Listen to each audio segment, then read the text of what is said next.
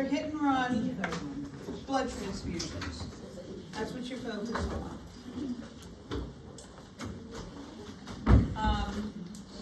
Fluid and electrolytes. The matching exercise, focus on that when you're studying. The matching exercise, and then correlate it with that AORN article on blood transfusions and blood products. The article is considered a classic article. It's from 1998, and stuff like blood transfusions don't change. It's not like sepsis, it changes every 6 months, okay? So there's not a lot of stuff in the critical care book or in the textbook, so look at that article for reinforcement, okay? So being an OR nurse, we use a ton of blood, and working at level 1 trauma centers, we institute what's called massive transfusion protocol, meaning if you're given more than 1 unit of blood, then you have to do some additional protocol items included in administering blood. You are not going to be tested on MTP, massive transfusion protocol, but for those of you going into trauma, level 1, etc., become familiar with that. Basically what it is, when patients are hemorrhaging, ruptured aorta, trauma, ruptured spleen, whatever, they'll initiate a massive transfusion protocol beyond 1 unit of packed red blood cells, and once it's started, it's a 1-to-1-to-1 replacement. 1 unit of packed cells, 1 unit of fresh frozen plasma, and 1 unit of platelets, okay? So that's how it goes. Read your hospital policy wherever you go to work. Like I said, I'm not testing on MTP, just raising awareness. On discussion board, there was a class last week, and one of the students asked about cryoprecipitate, and that is like a turbocharged clotting factors. And so it's given for patients with hemophilia, factor VIII, von Willebrand's disease. I'm not testing on any of that, but know that cryoprecipitate is also a piece of the massive transfusion protocol. And Yes. if we don't have cryoprecipitate, we can use first person plasma? FFP, yes, but cryo is like, you know, That's the good stuff, that has a clotting factor. super concentrated clotting factors. That's why it's so good for hemophilia. When I was in nursing school, I was at Tulane, and we had a hemophiliac, factor VIII, and the patient was getting ready to have major surgery. And that morning, I came in, and they're like, okay, start pushing the factor. I sat there for like 45 minutes pushing factor because it's viscous, because it takes a long time. It must have been at least 7 or 8 different 60 cc syringes. So, and then the patient went, the patient went to surgery that afternoon. All right, so it's just something nice to know. The other thing I posted, for those of you coming in, let me know, and I'll Yes, ma'am. present. The other thing, I saw a discussion board, was it someone in here? No, it was in Natasha. 118, a student in 118, and asked about different things with blood transfusions, but the main 2 ones you have to focus on when you absolutely stop the blood is a hemolytic transfusion reaction, that's mismatched blood. That is a sentinel event. When that happens, you stop the transfusion. And the other that you would absolutely stop the transfusion is for an anaphylactic reaction. I have another question, because I saw that discussion. You saw that? You saw I it was didn't 1 see the o'clock in the answer. morning. I didn't see I the couldn't answer sleep yet. last night. But, so for the other ones, because they were confused with you might slow it or stop it, but you're saying it can be either or depending. For the other Correct. For ones, the but other for those ones, two definitely stop. you definitely stop. The other factor that's involved with blood products has to be infused within 4 hours. Right. And if it's beyond that point, then you would stop it as well. Now, if you're in the ER, the ICU, the OR, they're infusing pack cells in 10 minutes. What's the normal time for infusing? So I guess it depends, right? It's whole blood, it's gonna be a lot Well, longer usually time and it's a unit of packed cells comes, it's about 250, 300 cc's. So you divide that up into over a 4-hour period and then set So the it's rate. normally 4 hours. It's not normally 4 hours, the max is 4 hours, right. So, ouch. You can't do it much faster than that unless you're doing massive transfusion. Yes, ma'am. Dr. Delaney, can I share one thing? Who is interested in being an ICU nurse? Let me tell you how we do it sometimes for a lady with CHF. This is not Dr. D's question on a test. This is just real life. Say you have that 80-year-old CHF patient and her hemoglobin is 7 or 6 and she needs a unit of packed RBCs and it's 275 mils. Maybe we can't give her that 275 mils over 4 hours. So you know what we can do with the doc's permission? Tell the blood bank, hey, split the unit in half, send half now, we'll give half of it over 4 hours, then we'll hit her with a little diuretic in between and give the remaining half. It's classic, we do it all the time. Thank you, Ms. Garrett. Thank you, Dr. D. Thank you, Mrs. Garrett. She is wicked smart, this girl, wicked smart. We've been working together too long. It's almost like we're sisters. She might not claim me, but I claim her, I claim her. Family. She is so smart. Oh my God. Remember that time I'm moving I though. bought the Jazz Fest tickets online for $700.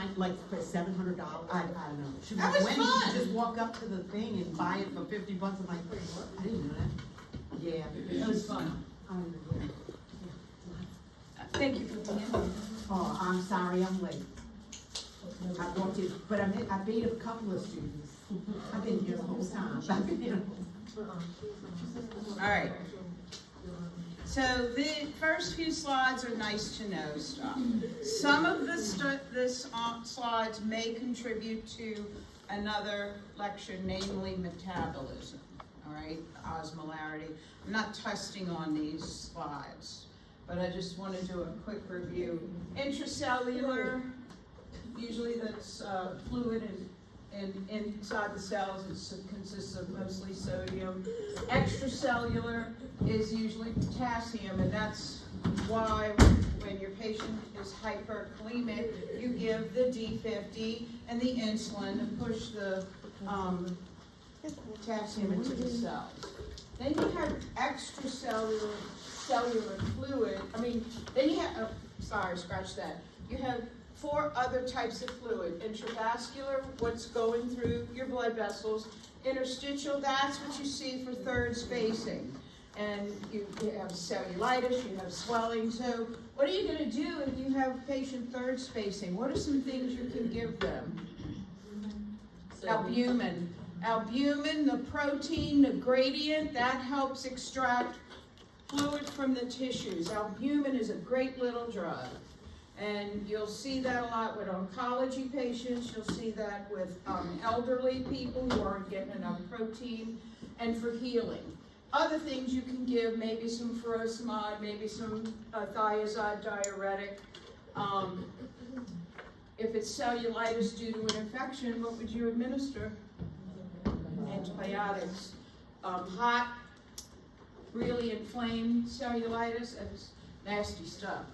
And then transcellular, cerebrospinal fluid, pericardial sac, synovial, pleural, intraocular. These are all different types of fluids. I'm not testing on this. So osmosis, diffusion, osmolality, this is the review. This is not testable, but focus on what Ms. Jean reviewed for metabolism, okay? Okay, this is a nice slide to have. If you'd like, you can take a picture. Is this on your handout? Mm-hmm. It is, okay. One of our former colleagues, Ms. Covington, used to go to ICU at WestJet. And she and her students one day sat down and looked at every single IV bag. to find out what the tonicity is. And that means the solutes compared with the fluids. And so hypotonic, which makes the cell swell, half normal, D5W. And these are the ranges. This is the tonicity based on the range. What is it, 270, 290, or is it 285, 295? What did whatever Miss John taught you. All right, so that means these are isotonic. The lactated ringers is good for volume expansion. They use it a lot in the OR and maybe in the ER, but normal saline is the one you use for blood products and nothing else. You can't infuse blood products through LR, okay? Only normal saline. Considered isotonic, neutral. It's not gonna shift in or out the cells. Then the hypertonic, this makes the cells shrink, okay?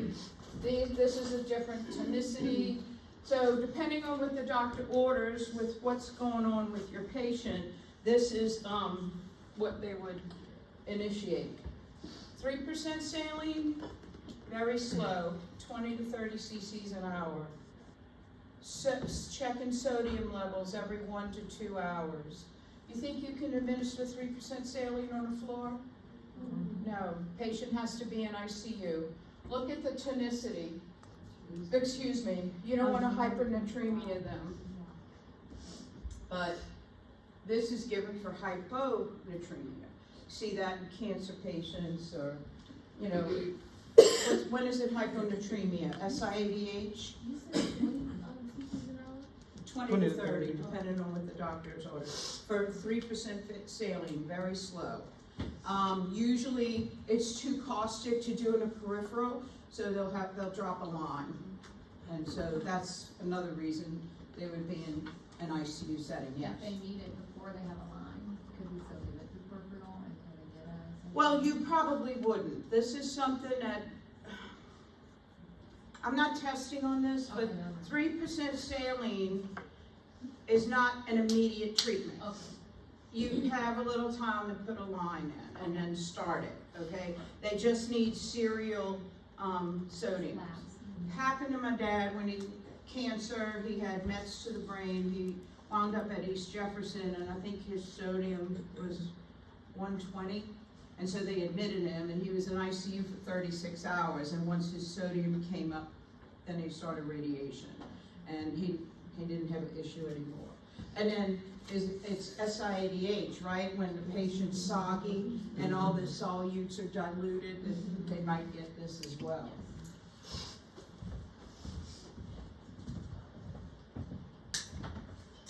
So osmolarity is usually on the label.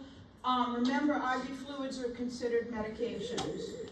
I had an incident one time where I was in clinical and the bag ran dry, and I said, okay, told the student, go get another bag and hang it. So I went back in about 45 minutes later, and it wasn't saline, it was half saline, 0.45%. And I said, let me see this.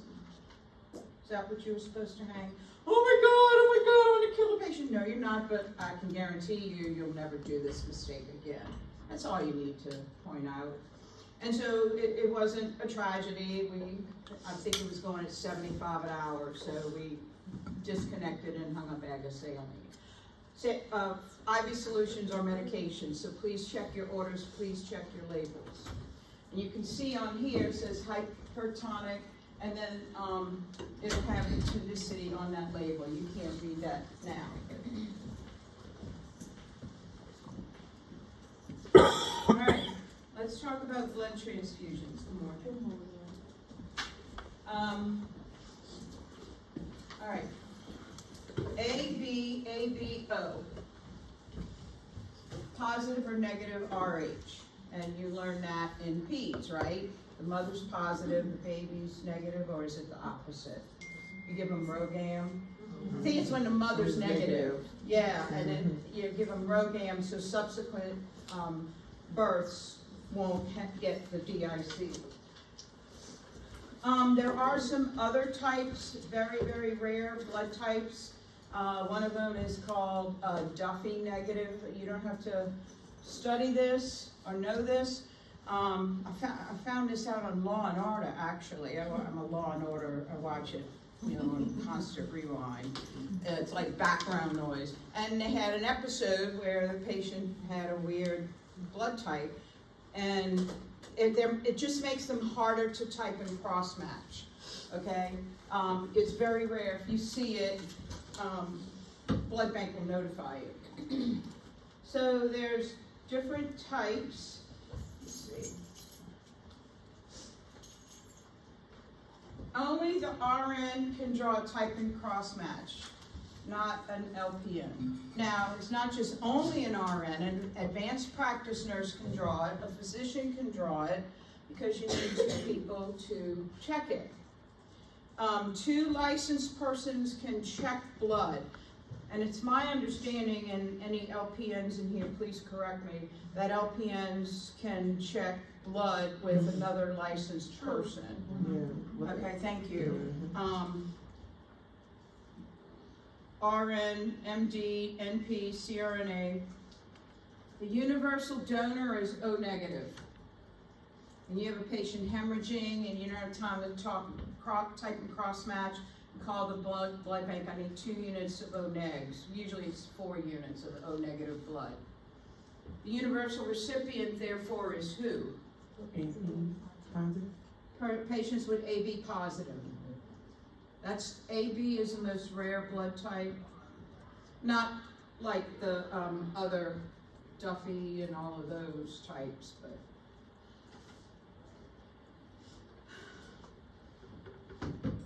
One in 76,000 blood transfusions is mismatched blood. Mismatched blood can kill a patient.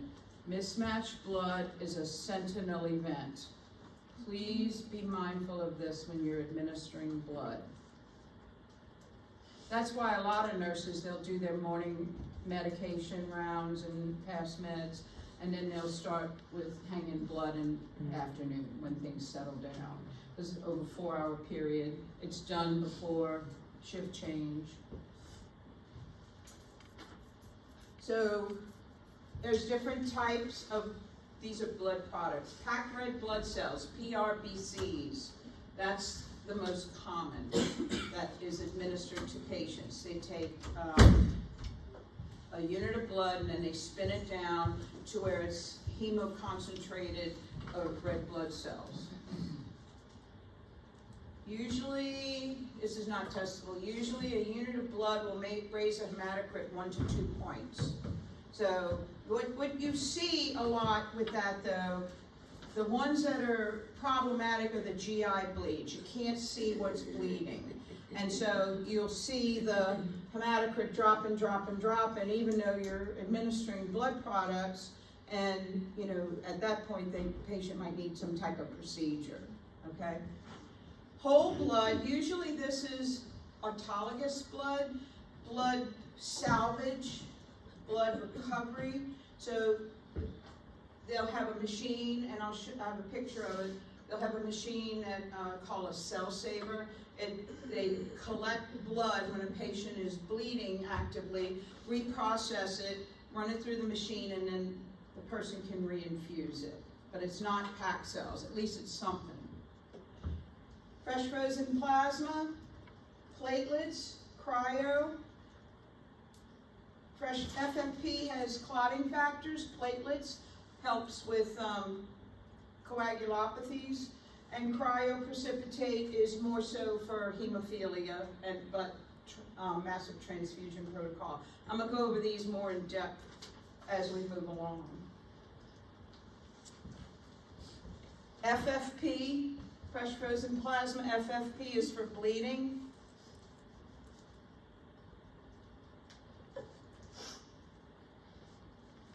Okay. All right, so this is unit of blood on the far left, but this is whole blood. You see the label? It's not packed red blood cells.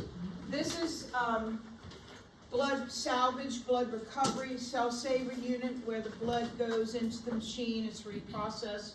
What body system, if it's entered, will make salvage blood, you can't use it? Just so, GI, because of the contaminants. You've got bacteria in the GI. If you have, like, say, a perforated stomach or perforated intestine, all that bacteria will go into the blood. So you just reinfuse in bacteria, inducing sepsis. But if it's outside of the gastrointestinal tract, you can certainly use it. And then this is, I think, FFP. I can't read it. I need to get some better pictures. You can see it's kind of golden color.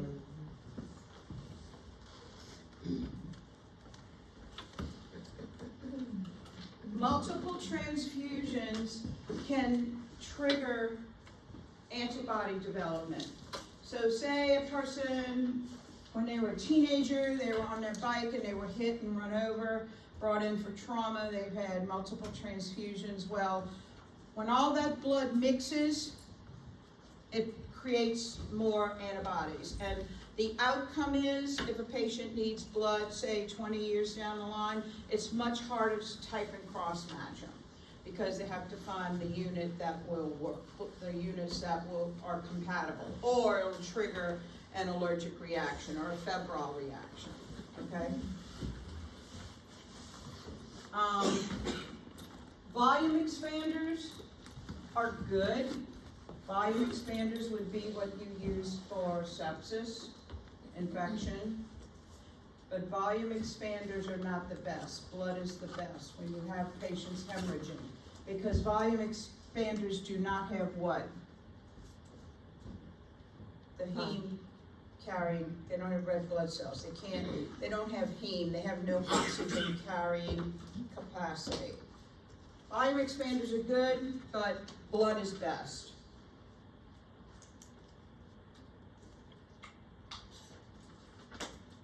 But volume expanders can work in certain situations. You don't see them used that much anymore. Crystalloids, that's your IV fluids. Crystalloids are an old term for IV fluids. You may see that in your EHR, electronic health record. And colloids, we talked a little bit about that. We talked about albumin, that protein gradient. Albumin's good. Hetastarch, dextran. Sometimes we'll use dextran in the OR, but we've kind of gotten away from that. They'll just hang albumin, 250, 500 cc, but that's not testable. Just know that blood is best. All right. Blood transfusions, homologous, that's a compatible donor. In an emergent situation, before they have a latch? O negs, Okay. O negative blood. But the goal is to try and type and cross them. So what a lot of times we'll see in the OR, they'll send down a specimen of blood called a type and screen.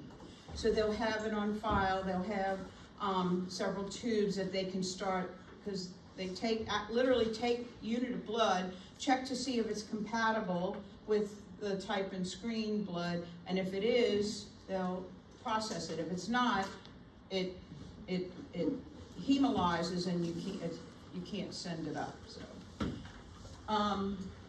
autologous is the patient's own blood. Patients who are going in for, say, elective surgery, like a hip replacement, or say a total knee replacement. Well, total knees aren't as bloody because they can put a tourniquet on the thigh, but a total hip replacement, they can get very bloody. So they'll go in 2-3 months before the procedure, donate a unit of blood. That's autologous. You can also consider blood salvage autologous as well. So these are kind of similar. So if a patient donates a couple of units of blood, they don't use it, then they put it into general circulation, so they can type and cross it for other patients. Okay? You saying for the auto, that's the one they go in a couple of months hand to That's the donate their person's own. right. They'll go in a couple of months before, donate their own blood, so when they have the procedure, they can use their own blood If needed. if yes. needed. And the difference between that and the blood one was what now? The blood salvage, Mm-hmm. blood salvage is for trauma. If a patient is hemorrhaging or bleeding, it's using the cell saver. They suction up the excess blood unless it's in From the the GI GI, tract, right, correct?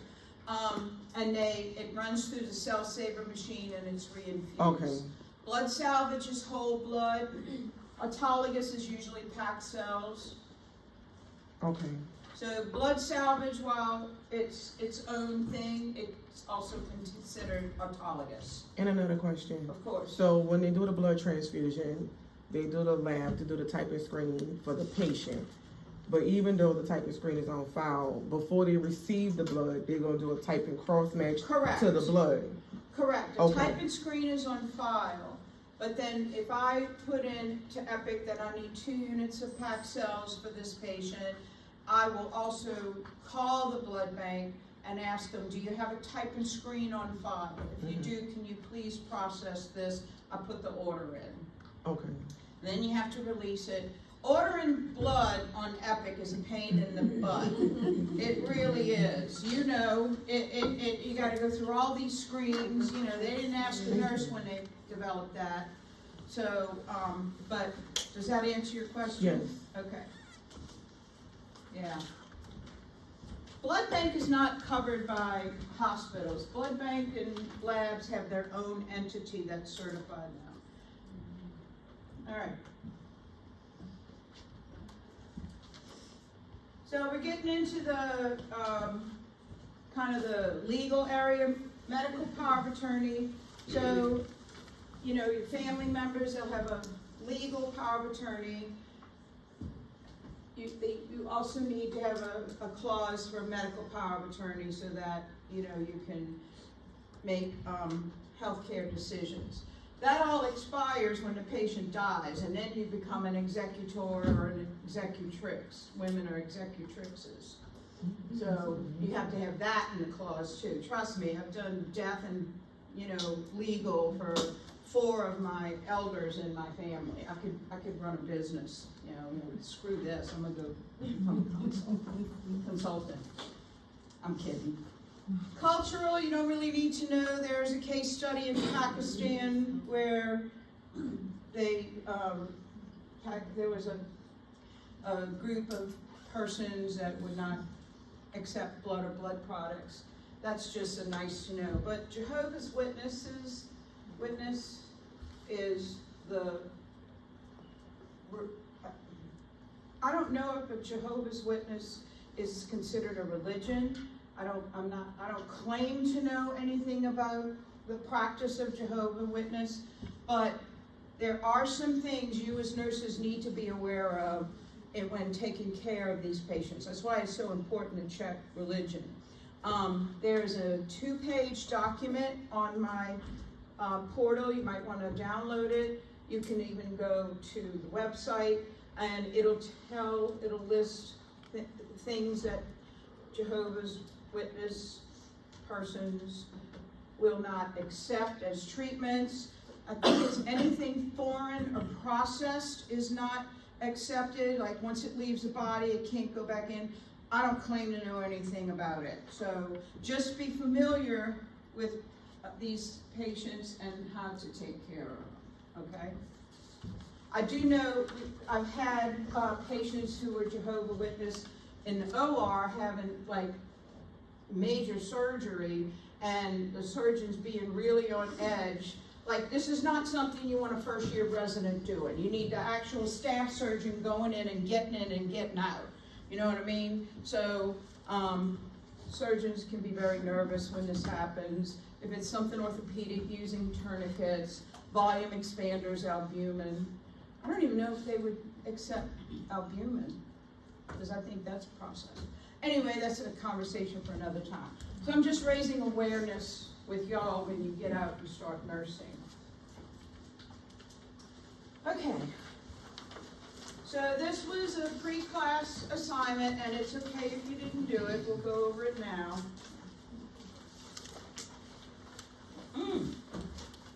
making a mess.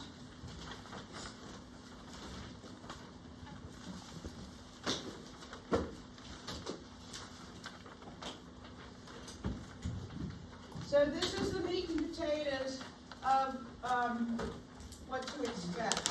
It's the nursing care. What are you going to do to take care of these patients? I would suggest, there isn't a whole lot in your readings, I would suggest that you read the AORN article. So, hemolytic transfusion reaction, what is that?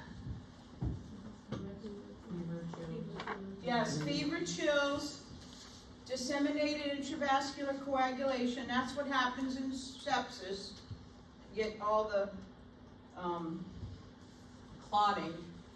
It's a blood type RH incompatibility. This is a sentinel event. You stop the transfusion, period, the end of discussion.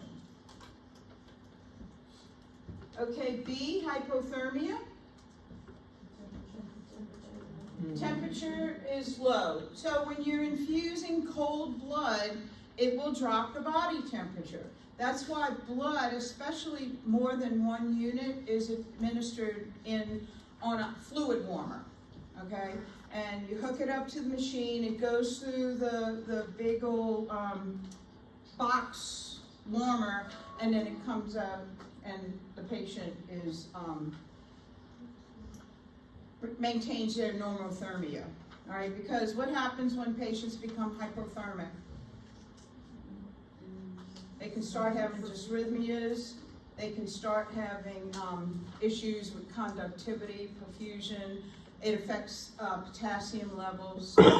Yeah, you want to try to maintain normothermia. All right, the next one, C, an allergic reaction, what would that be? Urticaria and bronchospasm, up to anaphylaxis. If the patient just has itching and maybe a tiny bit of wheezing, you can get diphenhydramine, 50 milligrams, IV push. In fact, a lot of times when patients get blood products, they'll also have diphenhydramine administered as well. But when it gets to the point where there's bronchospasm and anaphylaxis, stop it. Stop the transfusion, okay? D, coagulopathy. When the platelets are 35,000, okay? They're low. The normal platelets are 150,000 to 400,000, I think. Transfusion-related graft versus host disease. Is it a 1 to 2 week? This is a 1 to 2 week onset. This is an insidious occurrence that happens after blood is transfused. Patient can have problems with thrombocytopenia, nausea and vomiting, recurrent infection. So this is similar, think a subdural hematoma, which patient has a head injury, but it's a venous bleed, so it takes a while for the blood to accumulate in the brain. So this is an insidious, not immediate issue. Okay, a febrile transfusion reaction, what would that be? Multiple transfusions, chills, tachycardia, hypotension, bless you. Patient's temperature rises, maybe give them, what could you give them if they get a low-grade fever? Acetaminophen. They might need diphenhydramine. It's usually a reaction to the antibodies. It's not a hemolytic reaction, okay? Hypocalcemia. Calcium 7.2. What's calcium, 8.5 to 10, 1.0? Or 10, I think, that's the normal. 9. Okay, thank you. So the citrate preservative in blood transfusions binds to calcium and causes this. All right, Traley and Taco. Transfusion-related acute lung injury. Pulmonary edema. Wheezing, pulmonary edema, frothy sputum, crackles in the bases. Think ARDS. It's a similar trajectory as ARDS. And so you would slow the transfusion down, may or may not give diuretics. If it's extreme, then they would have to go on a ventilator, but hopefully it won't get that far. And then taco, that's circulatory overload. What is that? Hypertension, bounding pulse, JBD. JBD, hypertension. You would also slow this down. Maybe you may have to give a diuretic.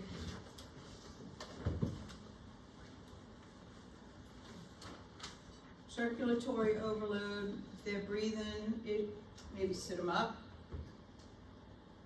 Monitor the patient. And then immunosuppression, J. White count, look at the white count, and monocytes are low too. You don't need to memorize monocytes, that's an advanced practice thing, but that you would learn in P school, but white blood cells will be low. So there's some kind of a issue with the blood and in the body. All right, so did everybody get the answers? Okay, you need me to leave that up for a second? All right, so I'm gonna go over a little bit more in depth each one of these, if you would please. So, I don't have a rank order question on this, so don't freak out. All right, blood administration, usually a large catheter, 18 and 21 are ideal. They used to use 16 gauge catheters. That's like a fat pipe going into, it's like painful. Because the heme, the red blood cells are big, so if they go in through it, it'll be a tiny catheter, it'll bust them up. That's not good. Usually your tubing has a red label. So when you go to clinical next week, look at your IV tubings. Red label means for blood. Usually it's a Y side, so you can hang the blood on one side and the saline. Only use saline, nothing else. Only use 0.9% NaCl. You also cannot give any piggybacks or anything through the tubing. No other additives, no other solutions. Get another peripheral. Should go in a pump and then use a blood warmer if you are administering more than one unit.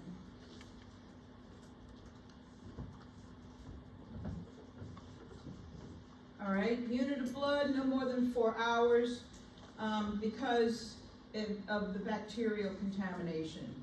You've got blood infusing on a warmer. It's a bright environment for bacteria growth. Can you reuse blood tubing? No.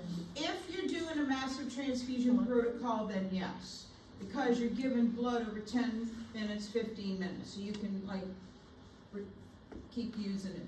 But after 4 hours, discard and get new. Platelets and FFP, fresh frozen plasma, usually go in pretty quickly. And blood needs to be infused through a filter. All right, so the procedure, ID the patient. First off, you need to make sure a patient has a consent to receive blood. Patient ID, patient consent, administer as soon as it's brought to the patient.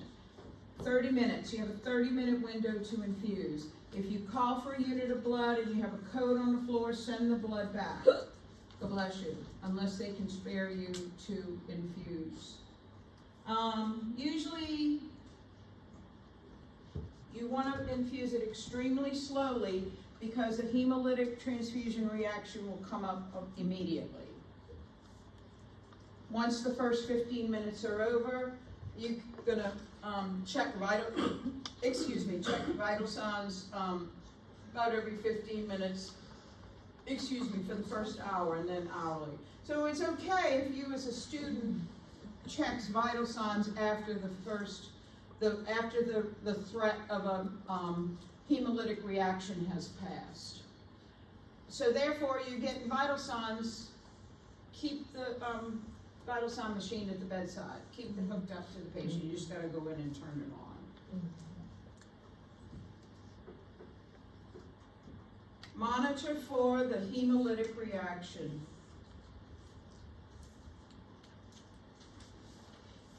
So this is a procedure, check the order, check the consent, make sure the IV is patent, get pre-infusion vital signs so you can check in during the infusion and after.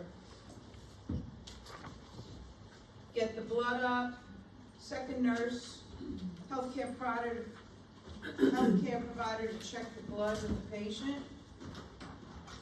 Remove and discard the tubing after infusion, and then send the signed paperwork back to the blood bank, okay?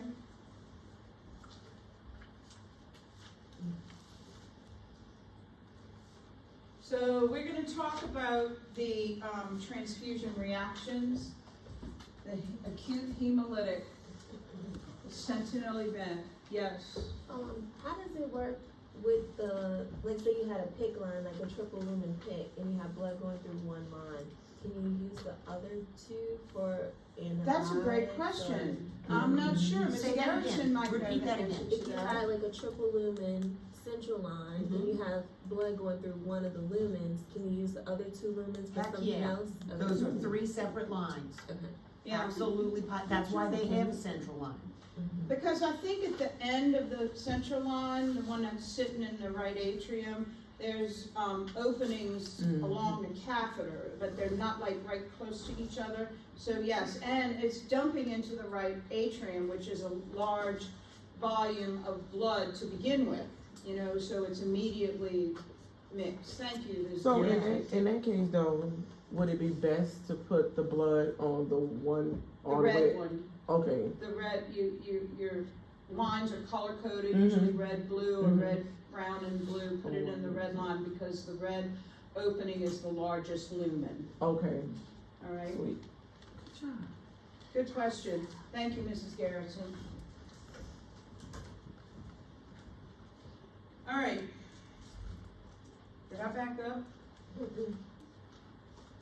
All right, I don't think there's any, all right, sentinel event, fever, chills, low back pain. So remember I said a transfusion reaction triggers DIC, disseminated intravascular coagulation. That's when everything coagulates. So it's gonna affect your microcirculation. So as that's processing through the kidneys, those large molecules are beating up the nephrons, you're gonna see hematuria, low back pain. That's the physiology behind the transfusion reaction and why you would see hematuria, okay? Chest pain, headache, tachycardia, they wind up having circulatory collapse.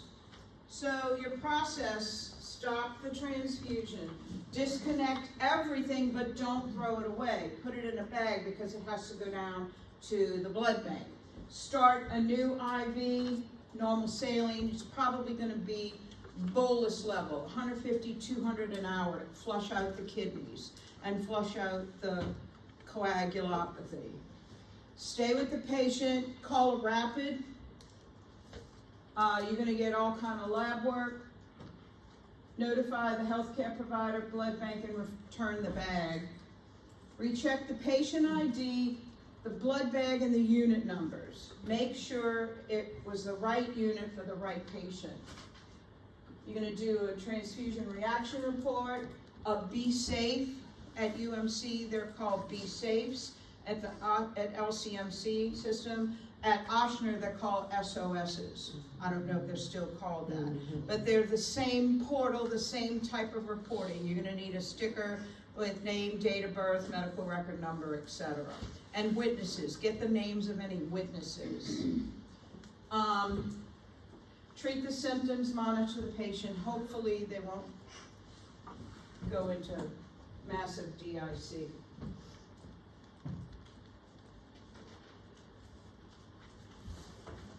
All right, an allergic reaction. It's an reaction to the antibodies. Urticaria and pruritus, that's hives and itching. But anaphylaxis is severe. At that point, you stop the transfusion totally. You can administer diphenhydramine, 50 milligram IV push. What if they're allergic to Benadryl? Can you give them? Hydroxyzine, yeah, but H2 receptor blocker. What's the IV? Famotidine. Yeah, famotidine is Pepsid, but usually they keep famotidine in the fridge with the insulin, so you want to give it quick IV push. If they're allergic to diphenhydramine, yes. What was the Benadryl dose you said? 50 milligrams IV. Famotidine, I can't remember the dosage of Pepsid off the top of my head, but 1 vial they usually administer. Can restart this slowly. All right. Bacterial transfusion reaction, I'm sorry, this is the third one you have to stop and discard. Because if you're infusing bacteria, you can't run it slowly. Contaminated blood products, usually gram-negative, those are harder to treat. Tachycardia, fever, hypotension can go into septic shock. So this one, if you amend your notes, this is the third one that you would stop completely, okay? Sorry about that, I forgot about this one.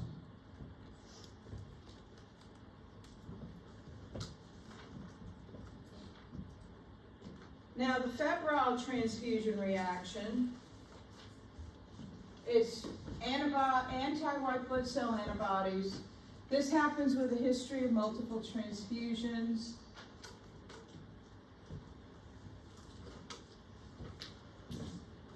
You'd slow the rate. It's just, I think you see this in kids. I don't do peds. So I think you see this in kids when they have a reaction. Sometimes they'll get a little bit of a fever. I'm not sure. You would see this in adults too. Slow it down. If it's over 4 hours, you have to stop it. I would also send this. Anytime you have reactions like this, I would send it to the blood bank or follow your policy. You may not have to. Whatever your policy says. If you have a laundry list of blood transfusion complications and they want everything sent back to blood bank, follow whatever that is. All right, hypocalcemia from the citrate finder, all of your assessment findings for hypocalcemia, muscle spasms, twitching, same thing you reviewed in elimination. EKG changes, Trousseau's and Trostex. I'm not testing on that, but you might see that on the board.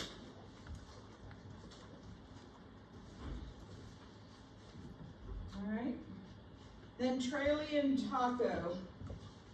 Traley, think ARDS. Traley is non-cardiogenic pulmonary edema, similar to ARDS. It's not cardiac in nature, in origin. It's not, a problem with the heart. Taco can be a problem if there's fluid overload.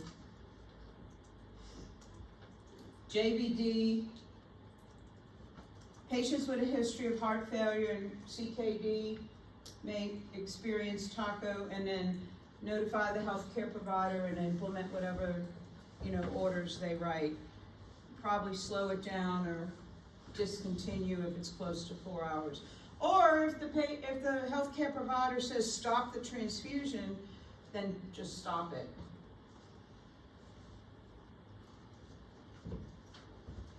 All right. Is it like, one seems to mimic right-sided heart failure, the other one seems to mimic left-sided heart failure? I'm just looking at the symptoms. I can't answer that. I'm not familiar enough with right versus left. I know left heart is left ventricle seems to be more serious. I'm not sure.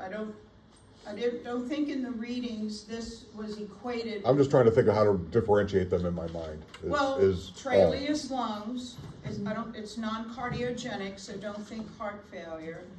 Taco is circulatory overload. Okay, so But yeah, if there's a problem with perfusion that's affecting that, that could also lead to taco. Like if the patient has pre-existing heart failure or CKD, they're more prone to circulatory overload. okay. I don't know about right versus left. Sorry, can you shed You some know light? what? I've never thought of it in that light, Chris. That's a very interesting question, and you know what? When we go to clinical on Wednesday, let's find a cardiologist and ask him that question. Or a Okay. pulmonologist, even better. It just looks like the symptoms, sort of, one mimics, But you know, what? left-sided heart failure backs up into the lungs, and the other one is more like Well, systemic fluid is volume there- overload kind of thing. Right, but is there a correlation between ARDS and right-sided heart failure that you studied? Oh God, that was so many not weeks me. ago. I haven't. Listen, Chris, keep it compartmentalized for a second. Traley mimics your pulmonary edema, right, Dr. DeLima? Keep it there. Put it right there. Similar Because to ours. look at me, Chris. People can be in heart failure, volume overload, and not be in acute pulmonary Right. edema. Pink frothy sputum, babe. Pink frothy sputum. You with me? I got you. Okay. Dr. DeLima, both of those you slow down the transfusion? Slow down or stop it if the healthcare provider dictates that. Depends on the condition of the patient. The patient's old and elderly, you may have to stop it, because you know, elderly people can't handle the volume, you know, because of their heart function, so. It's a good question, and I'll be honest with you, I barely know scratch the surface of the right versus left-sided heart failure. Me too. Because I didn't learn that in school. I know they teach it to you now in level 2, right? Yes, ma'am. Real quick, right-sided heart failure, think about it, visualize, where It's RV's lungs. too poop to pump. No ma'am, right-sided heart failure, the RV's too poop to pump. You're backing up into the right atrium, your neck veins are distended, you're hypotensive. It's not, right-sided heart failure is not even a lung issue, you haven't even touched the lungs yet. You with me? It's backing up. I don't want y'all to go down a rabbit hole of Yeah. equating these with heart failure. There's only 4 questions, and I didn't go into that for studying purposes. It's a great question, you know, but it deserves follow-up, but it's not a path that you would see in a question. I think it deserves extra credit. Think of what? I think it deserves extra credit. Yeah. Give him a point, come on. Yes. Let's give him a Just to point. clarify, for the allergic reaction, you did say if it's just an urticaria only, you can give the Benadryl or the Pepcid? Yeah, if it's a mild allergic reaction, but if they go into anaphylaxis, stop it. Okay. Because there's something in that blood that's triggering that reaction. And then this is nice to know, this is not testable, but those of you who are going into trauma, I've been level 1 trauma surgery practically my whole career and, you know, given a lot of blood. So, just nice to know. That's it. That's all I got. Thank y'all very much. Thank you. Yes, ma'am.